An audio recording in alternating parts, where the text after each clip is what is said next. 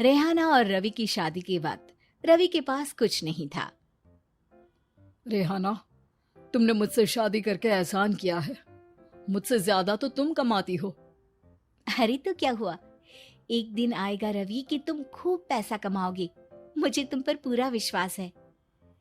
रवि और रेहाना खुद को स्टैंड करने के लिए पूरी मेहनत करते।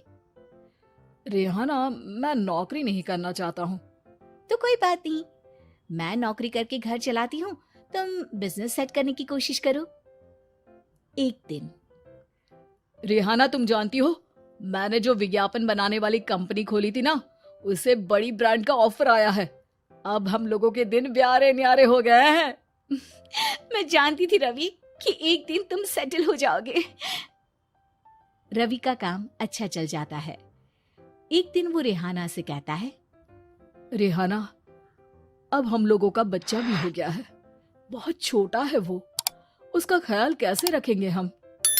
कैसे क्या, मैं गांव से माँ को लेकर आ जाती हूँ। नौकरी से हाफ डे ले लिया करूंगी। अभी तो वो छोटा है, स्कूल जाने तक मैं मैनेज कर लूंगी। देखो रेहाना, मैं अब अच्छा कमा रहा हूँ। तुमको नौकरी करके परेशान होने की कोई जरूरत नहीं है। अरे कैसी बात कर रहे हैं, मैं अपनी लगी लगाई नौकरी कैसे छोड़ दूं? और मैंने तो सुना है हम लोगों को कुछ ही महीनों में सरकारी नौकरी मिल जाएगी। सरकारी नौकरी में कितना कमा लोगी? उतने में तो मैं ड्राइवर रख लूंगा। रेहाना को रवि की बात का थोड़ा बुरा तो लगता है। कम से कम मेरी नौकरी की इतनी बेइज्जती मत करो। भूल गए, इसी नौकरी के बदौलत तुमने अपना बिजनेस खड़ा किया है। अरे वो तो मैं किसी के भरोसे भी कर लेता। देखो, अपने बच्चे को संभालो, घर का काम करो। अब बाहर जाती तुम अच्छी नहीं लगती हो। रेहाना रवि के कहने पर नौकरी तो छोड़ देती है, लेकिन अब बड़े से घर में उसकी कीमत किसी नौकर से कम नहीं होती। एक दिन रवि का दोस्त आता है। भाभी, हम लोग तो आपको तब से जानते हैं जब से आप लोग शादी होकर इस शहर में आए थे। आपकी बदौलत ही सारा बिजनेस खड़ा हुआ है। ये किस्मत तो आप ही की है भाभी। हाँ हाँ भाई, हमारी मेहनत तो कुछ है ही नहीं। अरे होगी, लेकिन भाभी की किस्मत के आगे कुछ नहीं। दोस्त वहां से चला जाता है, लेकिन रवि का गुस्सा सातवें आसमान में होता है। देखा कैसे बोल रहा था? अरे बिल्कुल अच्छा आदमी नहीं है ये। कैसी बात कर रहे हैं आप? प्रशांत भैया तो बहुत अच्छे इंसान है रवि। कैसे उन्होंने हमारे मुश्किल वक्त में हमारा साथ दिया था। अरे था पैसा तो साथ दिया, नहीं तो कौन पूछता है? रवि का व्यवहार पैसा आते ही अलग हो गया। वो बंदे को बंदा नहीं समझता। घमंड से घिरे रवि ने तो एक दिन हद ही कर दी। रेहाना, मैं अब तुम्हारे साथ नहीं रह सकता हूँ। क्या क्या बकवास कर रहे हो रवि? क्या कहना चाहते हो? और क्यों नहीं रह सकते तुम मेरे साथ?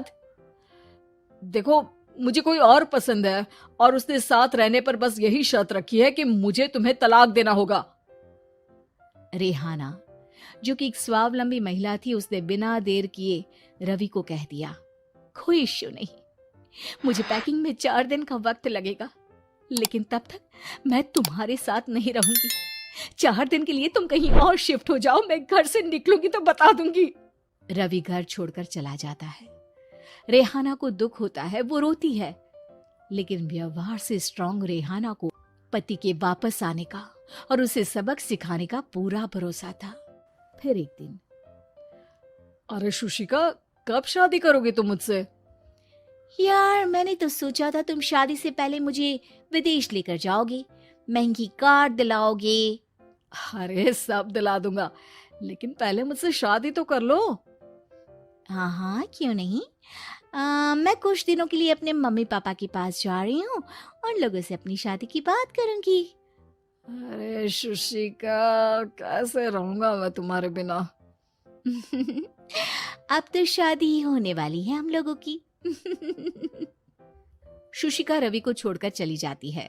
रवि घर आता है, जहां रेहाना को ना पाकर उसे सब अजीब लगता है। घर तो रेहाना के बिना कुछ नहीं है। बच्चे की याद भी आ रही है। चलो एक वीडियो कॉल कर लेता हूँ।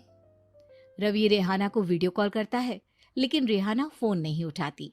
रात को सोते वक्त मन कर रहा है मुन्ने को गले लगा लूं।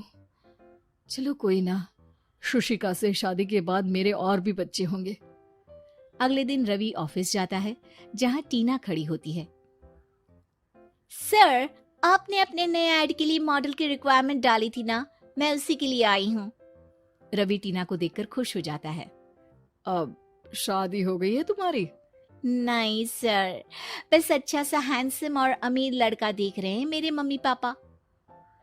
रवि के दिमाग से तो टीना को देखकर शुशिका का ख्याल भी खत्म हो जाता है। अरे यार, ये लड़की मिल जाए कितनी सुंदर है। शुशिका तो इसके आगे कुछ नहीं है। क्या तुम्हें ऐसा नहीं लगता कि मुझसे मिलकर तुम्हारी ये खोज खत्म हो गई है? आप तो 2 बच्चों की पापा लग रहे हैं।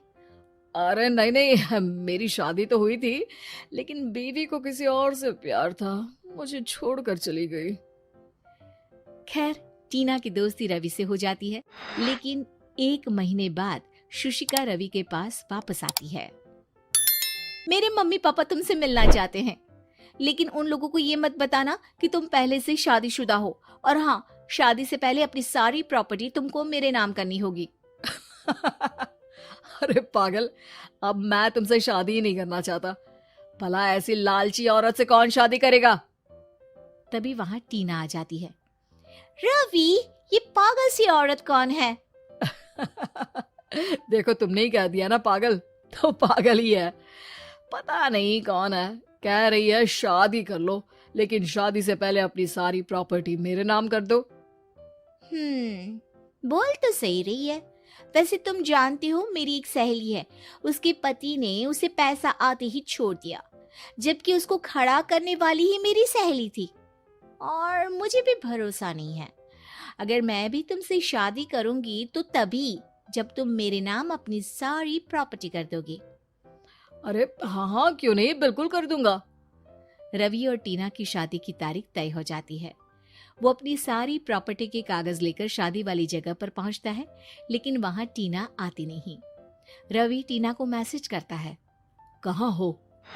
सॉरी, मैं तुमसे शादी नहीं कर सकती, मुझे तुमसे भी ज्यादा पैसे वाला मिल गया। रवि को गुस्सा आ जाता है। वो गुस्से से सारा डेकोरेशन तोड़ रहा होता है कि वहां रेहाना आ जाती है। सर, क्या हो गया? क्या डेकोरेशन पसंद नहीं आई आपको? तुम यहाँ क्या कर रही हो? मैं यहाँ की डेकोरेटर हूँ। क्या आपको पसंद नहीं आई यहाँ की सजावट? रवि दौड़कर रेहाना के गले लग जाता है। मुझे माफ कर दो रेहाना। रवि रेहाना के गले लग जाता है और रेहाना टीना को थैंक्स का मैसेज करती है।